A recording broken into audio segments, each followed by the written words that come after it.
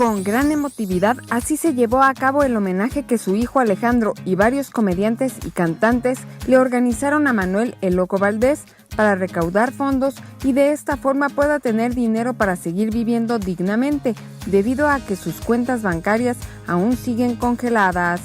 El comediante, quien lucha con todas sus fuerzas para vencer al cáncer que padece, agradeció el que el gremio artístico y el público le demuestren el gran cariño y respeto que le tienen. Muy bonito, repito otra vez, es una inyección de energía positiva, es maravilloso, te sientes como renovado, como nuevo, como que aumentas de peso en un ratito. Estoy recuperando mi peso, yo pesaba normalmente 70 kilos, 72, y con la enfermedad pues bajé hasta 50 kilos, actualmente ya peso 59.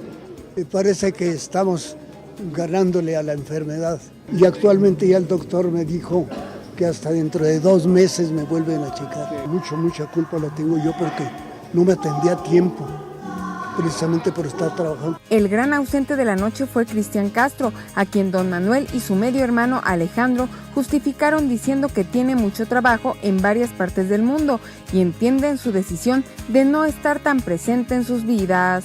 No me ha hablado últimamente porque tiene mucho trabajo.